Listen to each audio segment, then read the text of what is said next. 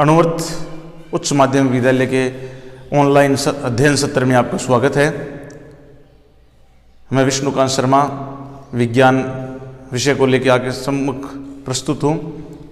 अभी तक हमने कक्षा 7 में प्रथम अध्याय पादपों में पोषण के अंतर्गत अध्ययन किया। पादपों में पोषण किस प्रकार होता है, पादप अपना भोजन किस प्रकार बनाते हैं, वो कौन सी क्रिया है जिसके द्वारा पादप अपना भोजन बनाते हैं, और वे कौन कौन से कारक हैं, पदार्थ हैं जिनसे वो अपना भोजन तैयार करते हैं और किस जगह तैयार करते हैं। जैसे हमारा भोजन रसोई में तैयार होता है, वैसे पादपों का भोजन कहाँ तैयार होता है। तो हमने जाना था कि पादपों में जो पत्तियां होती है पादपों की, वो खाद्य फैक्ट्रियां होती है। इसमें 2 प्रकार के उत्तक पाए जाते हैं, आपको मालूम हो, जाइलम और फ्लोएम। जाइलम का मतलब जल को जमीन से ऊपर तक लाता है। फ्लोएम क्या करता है, फॉर्मेशन करता है, निर्माण करता है किसका, खाद्य पदार्थ का। तो चलिए करते हैं चर्चा। हमने पढ़ा पादपों में पोषण किस प्रकार होता है, तो इसके आधार पर हमने पादपों को 2 भागों में बांटा, स्वपोषी और विषमपोषी। स्वपोषी वे हो गए जो अपना भोजन स्वयं बनाते हैं, विषमपोषी जैसे हम हैं।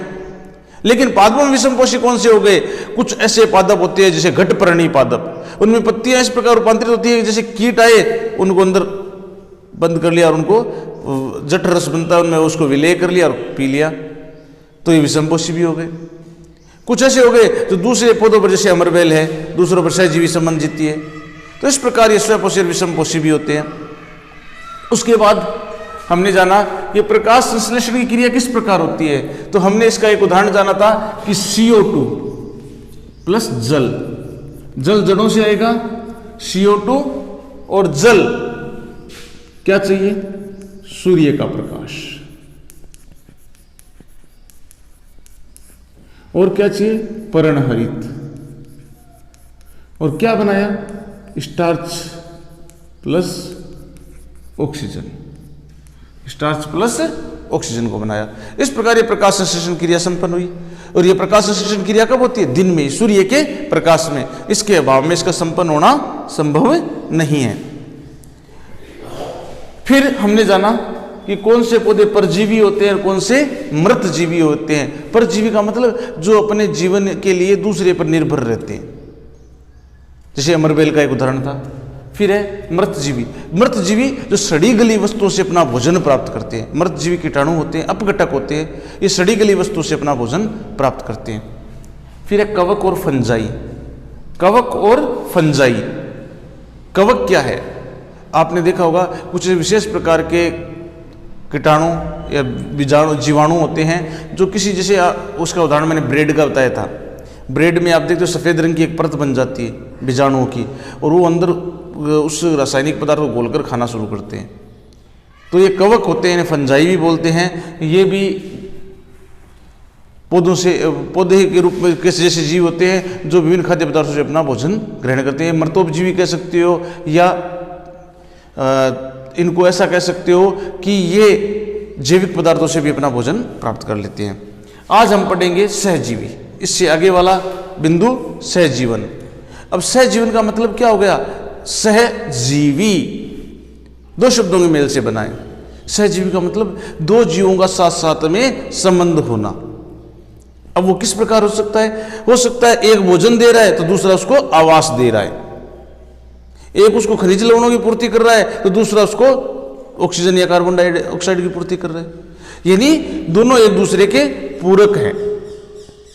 जैसे गाड़ी है, गाड़ी में ड्राइवर और तेल का क्या संबंध है, भाई तेल गाड़ी को ऊर्जा दे रहा है तो ड्राइवर उसको चला रहा है, दोनों एक दूसरे के पूरक है, दोनों के बिना ही नहीं चलेगी।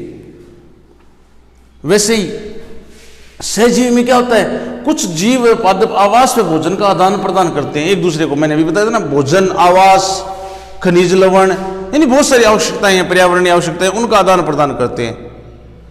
और ये आदान प्रदान करके क्या करते हैं, सहजीवन जीते हैं, सहजीवन जीते हैं। ऐसा संबंध क्या कहलाता है, सहजीवी संबंध कहलाता है। एक दूसरे के साथ कौन सा जीवन जीते हैं, सहजीवी संबंध जीते हैं, और ऐसा संबंध क्या कहलाता है, सहजीवी संबंध कहलाता है। और प्रकृति में इसका सबसे बड़ा उदाहरण है लाइकेन। ये लाइकेन नाम कैसे बना, शैवाल और कवक से। शैवाल को इंग्लिश में एल्गी बोलते हैं, और कवक को फंजाई, तो इन दोनों को जोड़कर लाइकेन बना। शैवाल क्या करता है? भोजन पूर्ति करता है किसको? कवक को। वह किसी रूप में प्रकाश संश्लेषण करके, क्यों? क्योंकि इसमें क्लोरोफिल पाया जाता है। शैवाल हरे रंग की होती है, जिसको हम काई बोलते हैं अपनी भाषा में। तो शैवाल में क्या पाया जाता है? क्लोरोफिल। अब ये क्लोरोफिल क्या करेगा? भोजन बनाएगा। आपको पता है प्रकाश संश्लेषण में क्या चाहिए? पर्णहरित यानी क्लोरोफिल चाहिए। ये भोजन बनाकर किसको देगा? कवक को। तो कवक को बना बनाया भोजन मिल रहा है। अब कवक किसको क्या देगा? आवास, अपने पास रहने की जगह, जल, पानी भी देगा। और क्या देगा? पोषक तत्व है। इसके पास जो पोषक तत्व है उसको दे देगा कि तू भोजन बना और मेरे को दे। जैसे हमारे यहाँ एक प्रचलन है ना, हम कहीं बाहर शहर में रहने जाते हैं तो पेइंग गेस्ट। पेइंग गेस्ट में क्या होता है? हम पैसे देते हैं, अगला हमें रहने का मकान देता है, भोजन भी देता है, नाश्ता भी देता है, सारी व्यवस्थाएं देता है। हम उसके एवज में उसको क्या देते हैं? पैसे। वैसे ही ये एक प्रकार से शैवाल है, वो कवक का क्या है? पेइंग गेस्ट है। शैवाल इसको क्या दे रहा है? क्लोरोफिल से भोजन बना के दे रहा है, और कवक उसको बहुत सारी चीजें दे रहा है, आवास भी दे रहा है, जल भी दे रहा है, पोषक तत्व भी दे रहा है। इस प्रकार ये एक दूसरे का सहजीवन जीते हैं। तो सहजीवी का सबसे बढ़िया उदाहरण है लाइकेन। ठीक है। उसके बाद आते हैं मृदा में पोषकों की पूर्ति। हमारी जो मिट्टी है वो विभिन्न प्रकार के पोषक तत्वों से प्रचुर है, लेकिन लगातार इसमें फसलें उगाने से, लगातार फसलों के रोपण से इसमें लगातार पोषक तत्वों की कमी होने लगती है। जैसे आपको केवल एक प्रकार रोटी खिलाई जाए, रोटी सब्जी खिलाई जाए, उसमें घी नहीं लगाए, सब्जी में तेल कम से कम हो, तो आपके कार्बोहाइड्रेट तो मिलेगा आपकी बॉडी को, हल्का फुल्का वसा भी मिलेगा, लेकिन धीरे धीरे प्रोटीन और पोषक तत्वों की कमी होने लगेगी। क्यों? बॉडी को, हमारे शरीर को सभी पोषक तत्व क्या चाहिए? एक संतुलित मात्रा में चाहिए, और वही संतुलित भोजन कहलाता है। लेकिन यदि किसी एक पोषक तत्व की कमी हो जाती है तो फिर क्या होगा? धीरे धीरे उन पोषक तत्वों की हमारे शरीर में कमी होने लगेगी और हम कुपोषित हो जाएंगे। वैसे जमीन भी कुपोषित हो जाती है, भूमि भी कुपोषित हो जाती है। क्यों? मिट्टी में उन पोषक तत्वों की कमी होने लगती है। कई बार आप देखते हो ना, किसी जगह की भूमि बंजर हो गई। वो बंजर क्यों हो गई?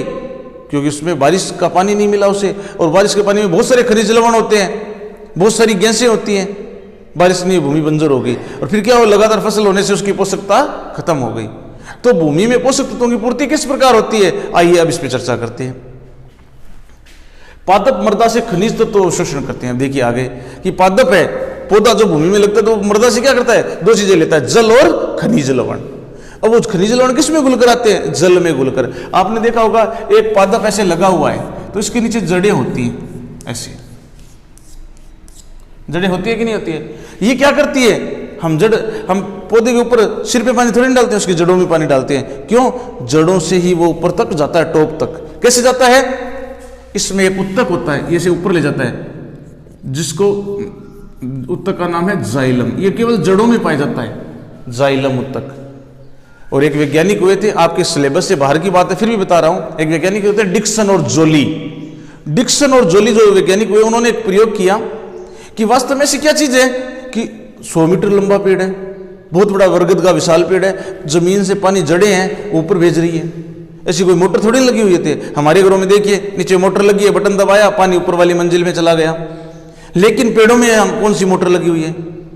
तब उन्होंने बताया कि जाइलम नामक एक उत्तक पाया जाता है जो नीचे से जल का एक अनवरत स्रोत बनाता है, लगातार ऊपर जल चढ़ाता है। इसे उन्हें तनाववाद सिद्धांत दिया, तनाववाद, डिक्सन जोली सिद्धांत बोलते हैं इसको। इससे क्या होता है? जल ऊपर तक चला जाता है, कितना ही लंबा पेड़ हो उसमें ऊपर तक हरा मिलेगा। क्यों? जल नीचे से ऊपर तक जाता है। तो पादप मृदा से क्या करते हैं? खनिज लवण का अवशोषण करते हैं। फिर मृदा में इनकी मात्रा का लगातार फिर क्या होने लगती है? कमी। क्यों? पूर्ति नहीं हो रही है तो कमी होगी। जैसे मान लीजिए आपके पास बाइक है और आप लगातार उसे चला रहे हो, उसमें तेल नहीं भरवा रहे हो, तो एक निश्चित समय बाद उसमें तेल खत्म होगा कि नहीं होगा? वही बात जमीन में है, वो लगातार पोषक तत्वों को ले रहा है लेकिन उसकी पूर्ति नहीं हो रही है। आपने घरों में देखा नहीं, हमारे पेड़ लगे होते हैं घरों में, तो हम उनमें गाय की गोबर का खाद देते हैं, बकरी की मल का खाद देते हैं, तो जो अलग अलग प्रकार के खाद है। कई बार चाय का पानी देते हैं, कीड़ा नहीं लगे। तो ये सारी चीजें क्यों हैं? पोषक तत्वों की पूर्ति का स्रोत है। उर्वरक व खाद में अब देखिए, जमीन में पोषक तत्वों की पूर्ति के लिए क्या डाली जाती है? खाद और उर्वरक। हमारे जो पशुओं की गोबर होता है, मलमूत्र होता है, पत्तियां, पेड़ों की पत्तियां होती है, उन्हें हम खाद के रूप में बदल देते हैं। तो उर्वरक व खाद में, उर्वरक क्या होते हैं? रासायनिक पदार्थ हैं। में क्या तीन चीजें, नाइट्रोजन, पोटेशियम और फास्फोरस, को NKP बोलते हैं। ये सूक्ष्म मात्रिक तत्व, ये पौधों के लिए अति आवश्यक है। इनके बिना पौधों का विकास संभव नहीं होता है। तो नाइट्रोजन, पोटेशियम, फास्फोरस, NKP, ये सूक्ष्म मात्रिक तत्व है। इनकी कम मात्रा ही पौधों के लिए आवश्यक होती है। तो खाद व उर्वरक में ये तत्व होते हैं। अब फिर क्या होता है? इन तत्वों की पूर्ति हेतु खाद व उर्वरक जरूरी है। अगर ये नहीं है तो पौधे वृद्धि नहीं करेंगे, उनका विकास नहीं होगा। तो इनकी जरूरी वृद्धि के लिए, पौधों की वृद्धि के लिए इनकी क्या आवश्यकता है? कि ये खाद में होना जरूरी है। अगर ये नहीं है तो फिर क्या होगा? पौधों का वृद्धि और विकास रुक जाएगा। पादपों में प्रोटीन बनाने के लिए सबसे ज्यादा क्या जरूरत होती है? नाइट्रोजन की जरूरत होती है। आपको पता हो, कार्बोहाइड्रेट में तीन ही पदार्थ होते हैं, तीन ही तत्व होते हैं, CHO, carbon, hydrogen, oxygen. Carbohydrate में तीन ही चीजें होती हैं, कार्बन, हाइड्रोजन और ऑक्सीजन। लेकिन प्रोटीन बनाने के लिए N और चाहिए, कार्बन, हाइड्रोजन, ऑक्सीजन और नाइट्रोजन। अब कार्बन, हाइड्रोजन और ऑक्सीजन तो इसको प्रकाश संश्लेषण से मिल सकते हैं पादप को, नाइट्रोजन नहीं मिलेगी। क्यों नहीं मिलेगी? कि नाइट्रोजन वायुमंडल में मुक्त रूप से पाई नहीं जाती है। जबकि आपको पता हो, वायुमंडल में नाइट्रोजन सर्वाधिक होती है। कितनी? 78%। 78% नाइट्रोजन है, 21% यानी 21% ऑक्सीजन है, बाकी अन्य अन्य गैसें हैं। यानी 99% तो ये दो ही गैसें हैं, नाइट्रोजन और ऑक्सीजन। फिर भी देखिए, पौधे डायरेक्ट उनको नहीं ले सकते। नाइट्रोजन वायुमंडल में उसको किस रूप में ले सकते हैं? विलेय रूप में, घुले हुए रूप में ले सकते हैं। तो पादपों में प्रोटीन बनाने के लिए किस चीज की जरूरत होती है? नाइट्रोजन की। अब वो पता है, अब जैसे कौन से पौधे प्रोटीन के, जैसे बादाम है, अखरोट है, ये प्रोटीन के स्रोत है। तो इनकी प्रोटीन बनाने के लिए क्या चीज है? नाइट्रोजन की जरूरत होती है। फसल कटाई के बाद मृदा में नाइट्रोजन की कमी हो जाती है। क्यों? पौधों की जड़ें हैं, वो नाइट्रोजन को विलेय रूप में ले चुकी है, उसके बाद जमीन में क्या हो गए? नाइट्रोजन की भरपूर कमी हो जाती है। तो उस कमी को पूरा कैसे किया जाए?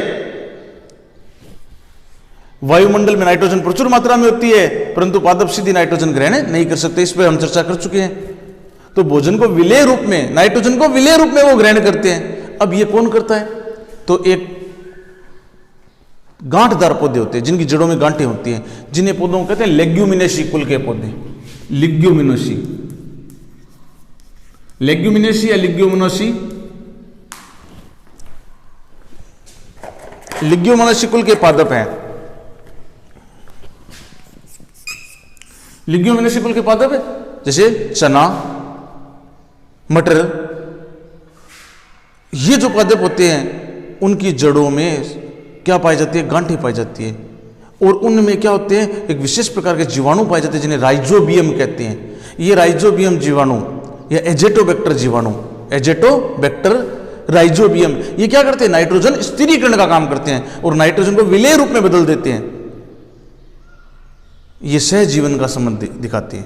ये नाइट्रोजन जीवाणु नाइट्रोबीजी जीवाणु बोलते हैं, और विनाइट्रीकारी जीवाणु भी बोलते हैं। नाइट्रोजन को विलेय रूप में पौधों को देते हैं। लिग्यूमिनोसी कुल के पादपों में पाए जाते हैं जीवाणु।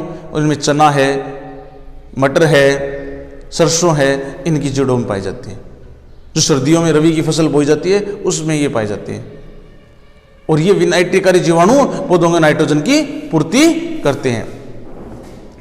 तो याद रखिएगा कि नाइट्रोजन युक्त जीवाणु होते हैं, जिन ये सहजीवन का संबंध जीते हैं, जिनमें राइजोबियम और एजेटोबैक्टर। इस प्रकार आज हमने पढ़ा कि पादपों में सहजीवी क्या होते हैं। इसके अलावा पादपों में पोषकों की पूर्ति किस प्रकार होती है, और पोषकों में और सारी पोषकों की पूर्ति खाद्य और उर्वरक से हो सकती है, लेकिन